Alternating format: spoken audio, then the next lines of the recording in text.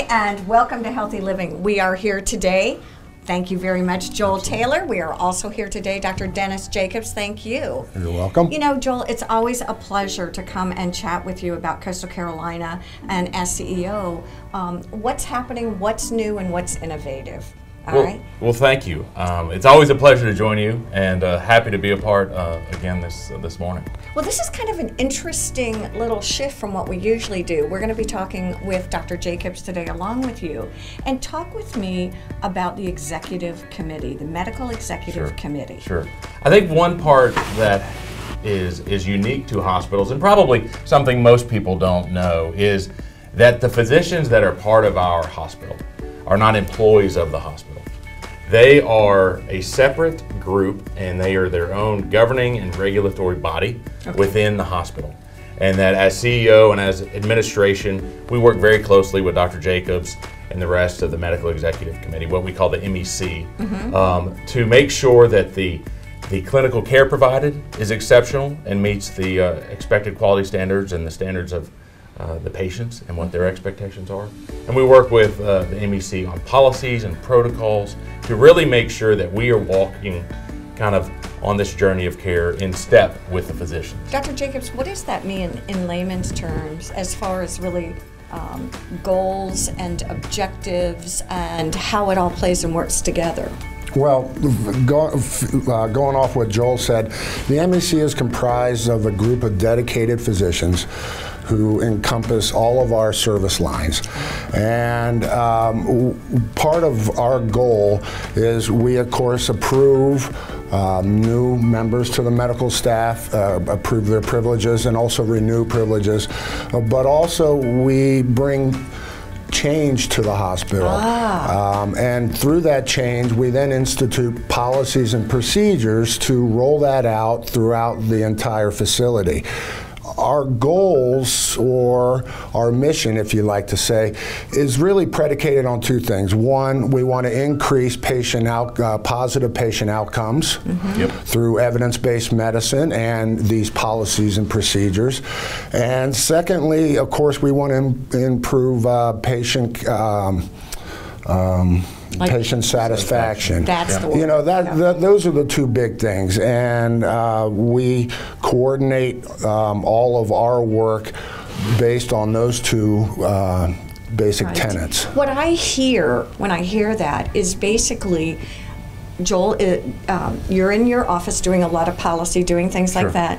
These guys are sort of first line of defense. They're in the field, for lack of a better word, with a different perspective. Absolutely. You know, I think when a hospital is working well, you have a strong partnership between the physicians and administration. So on a daily basis, yes, I'm working on policies. I'm making sure from a staffing standpoint, we're in good shape, and then we have recruitment efforts going on, and we're making sure to take care of the employees that have been with us a long time. We're focused on overall quality, both kind of internal, but then how are we perceived externally by the different regulatory bodies. But really, it's the physicians, along with our staff, that are making sure that we're delivering that care on every single day with every single patient. One of the things that you all were talking about, actually when we came in, we were talking a little bit, and a lot of outreach is involved in this.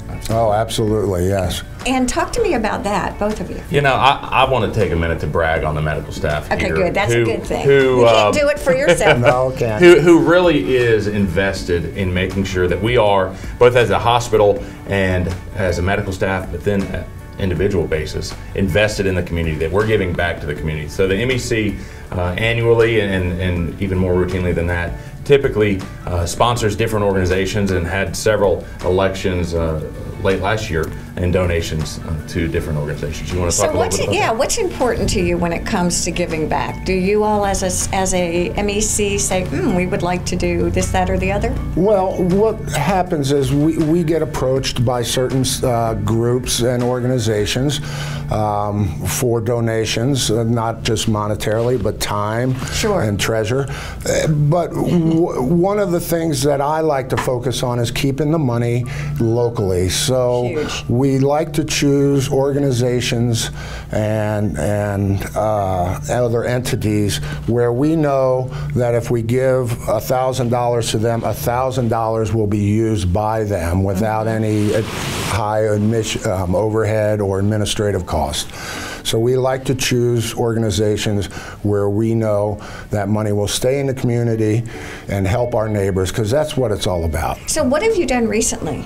So I know both the MEC and the hospital late last year invested and donated to Bluffton Self-Help. Okay. The MEC sponsored the Shop with a Cop What was that? program. That sounds interesting. That is where we donated, I believe, Jasper County. Yes, sir. Our law enforcement brethren in Jasper County have a program where they take disadvantaged youth to shop for Christmas gifts. And so, you know, here's a small grassroots operation. And so you know darn well if I gave 500, 500's going to go to make these kids Exactly. smile. Oh. And that's what it was all about.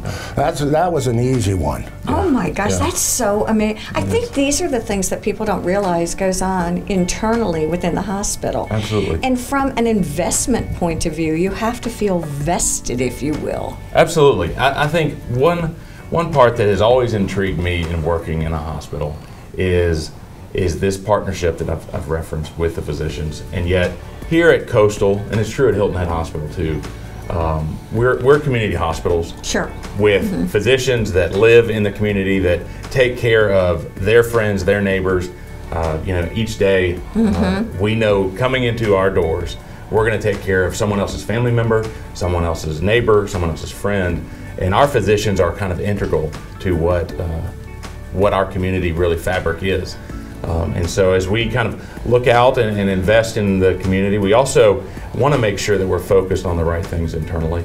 And this medical executive committee each month meets to go over the credentials. Dr. Jacobs mentioned kind of credentials are new physicians that are coming to town that are applying for privileges at our hospital. So there is a thorough vetting of those physicians before they can join the medical staff of Coastal Carolina Hospital. So there are certain parameters that they have to meet.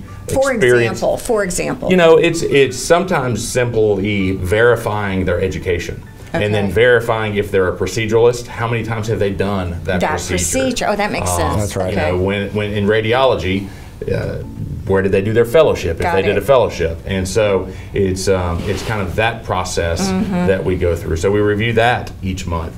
We review, as Dr. Jacobs mentioned, the policies and protocols. So, you know, there are a lot of new viruses in the news. Yes. So we will talk about what procedures do we have in place to make sure that we're doing everything that we can and should in preparation for that potential. So almost proactively. Oh, absolutely. Okay, so what is it? One more. That was a really good one. So I would say, think about. You know, and then it's just simple operations of the hospital. Dr. Jacobs mentioned that focus on patient experience. So we track patient experience. We report those scores to the MEC, to the broader employee base, to our governing board, just to make sure everyone knows here's how our patients, our customers, are judging us.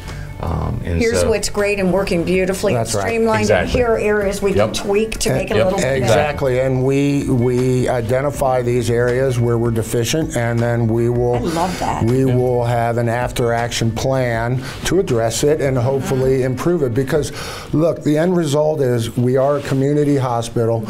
We are neighbors, and we're neighbors taking care of neighbors. And what we want is the community to understand that our facility here, you're going to get tremendous care in your own backyard.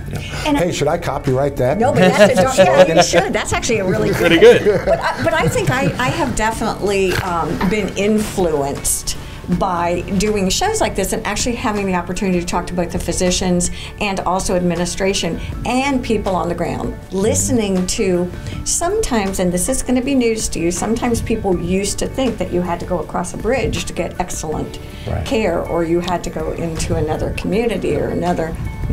No, it's all right here. We want that traffic to come across the Broad River going north to south. And listening to the credentialing and the caliber of physicians that you get, I would think that Hilton Head and the Low Country Bluffton, Beaufort are also great draws for Absolutely. superior young docs. You know, I think one thing that has stood out to me since I've been at Coastal is the caliber of physicians we have, the collegiality, and that we are smaller hospitals, and we readily admit that and are proud of it because it allows that personal touch.